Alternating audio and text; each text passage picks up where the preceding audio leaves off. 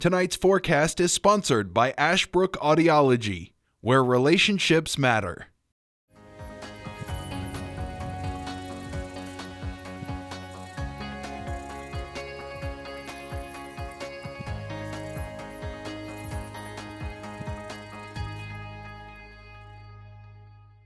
Alrighty, happy Monday to you and the start of the first full week of many days of October. I'm Weatherman Dustin Staples, and of course, if you may not know, this is Breast Cancer Awareness Month, so all month long we're going to be rocking the pink on the weathercast and our newscast as well. So, of course, breast cancer is one of those many diseases, and of course, those unfortunately things that can kind of impact not only women but men as well. So, again, if you have any family that has had it, and of course, a lot of times the prognosis, if they beat it, is a great thing to accomplish. So all this month long, we're going to be observing the month and wearing the color pink here. So get used to me for doing that as well. I want to begin off here with some photos. As you know, Hurricane Ian impacted just the entire, most of Florida from what we've been seeing, and part of the Carolinas even had some torrential downpours and some wind damage. Unfortunately, there were some photos I saw on social media over the weekend that there was a lighthouse.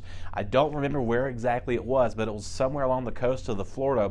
There were this water tower, excuse me, not a lighthouse, but it was a water tower and a lighthouse, I think is what it was. And they showed that like the devastation, like days before, it had houses and it had tree limbs, and the next day after, that island, part of it, was wiped away with just that tower standing. And that tower had been through so many hurricanes, it looked like that it still was intact. But unfortunately, a lot of the homes and devastation. Right now, I think we're now up to nearly 73 fatalities out of the storm. Those are mostly from Florida. So that's impressive stuff with that. And a lot of people are still recovering. I've been talking with some people here. Again, a good friend of mine, Jacob, down in Orlando, doing some vacationing. He was doing so, and he came across some of these dangerous conditions here. Parking lots turned into rivers out there. That's a shopping center excuse me, outside of Orlando. Not exactly sure where in Orlando, but he sent me these photos. I was like, hey man, I said, I got to see what's going on down there. This is one of the main roads. It looks like he's going into town. I can't quite exactly make out where he is, but you see some of the tree damage there, some of the limbs and the debris on the road out there as well. So a lot of hometowns and areas along Florida, particularly Fort Myers, and we've heard there's a name, I can't even think of the name of that town that we've heard so much about down there outside of that area. But again, St. Petersburg, just few, that's on the opposite side of Orlando, little to any damage they had. Of course, school was back in session immediately after that as well. So thanks, Jacob, for sending your photos in. I'm going to showcase you some more of his photos he took over the week, and let me know if you have any other storm damage photos we want to showcase to you as well. I'm going to quickly begin here with the rainfall totals. Yeah, we had a lot of rain over the last several days, and you kind of see some of our neck of the woods picking up almost 2.5 inches plus outside of the city of Martinsville there, Patrick County, almost going towards Meadows a day, nearly 3 inches of rain. But elsewhere,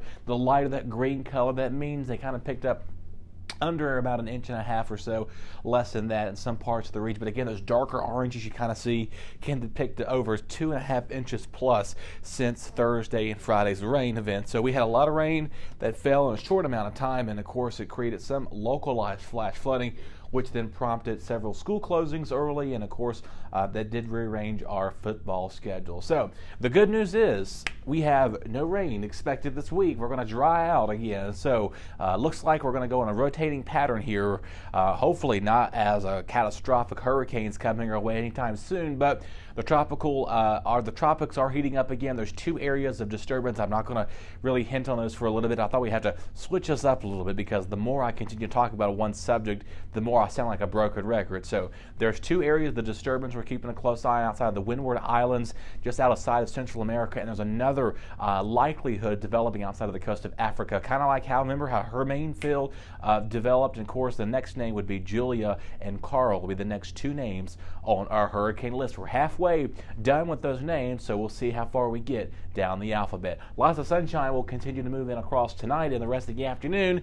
Yes, sunsets are now approaching that 6 o'clock hour now. So 6:59 tonight, lots of clear skies and so much cool temperatures there in the forecast. So a nice relief from the chilly start that we saw last week, but it does appear And we have some big changes coming our way here as we make our way towards the upcoming weekend. We'll talk about that in just a few minutes. But chilly and crisp overnight, so make sure the kiddos have those sweatshirts and those light jackets tomorrow morning as they're heading out to bus. Of course, yourself out to work as well. 40 is the cool spot in Medicine Dam. We may have some upper 30s outside of Kreitz and Claudeville and Ararat.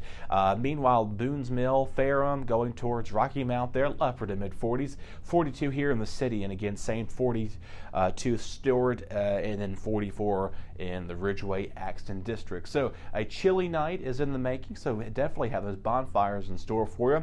Our friends here in the city of Martinsville, pretty cool, running about 12 degrees below the average high right now, so we are running way behind the average high, but I'm giving it a high scale rating tomorrow because it's going to be sunny. It's going to feel cool out there. There's a north breeze at 5 to 10 miles per hour. Your high coming in at 66. So once again, we're feeling like the end of the month and going into November instead of going into October. So those wondering, is this our average high? Nope, this is not where we need to be. We typically should be staying in the 70s. But Mother Nature is giving us a break from that, it looks like. So we are going to begin to see a gradual warm-up most for air on Tuesday. Mix of sun and clouds, 60 to 66 anywhere you see on that map. So another gorgeous afternoon, and good look at this. Does this look familiar to you?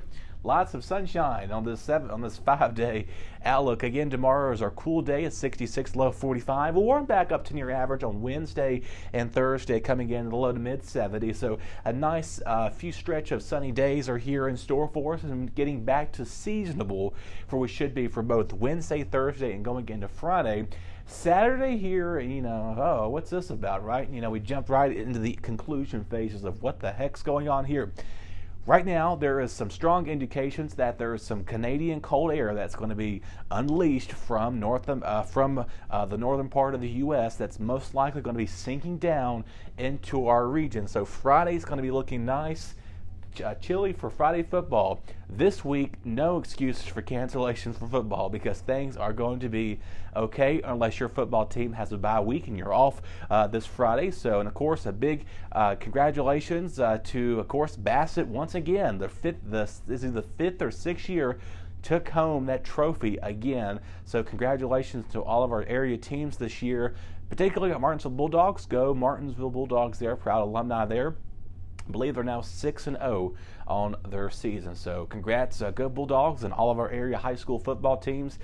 This Friday night, going to be chilly, so you may want to have a nice filled stadium blanket there with you. Get some hot cocoa even. It's going to be a little breezy. So Saturday is going to feel really chilly. So if you're having any plans to go to some of the area pumpkin patches, don't forget to stop by. Of course, we featured this on last week's newscast. The Starling Church there on Starling Avenue. I think it's First Baptist Church here in Martinsville. There on Starling Avenue, they have got the pumpkins up there, and they're also looking for volunteers. So if you want to get out, do some community service work, this weekend's looking nice for that.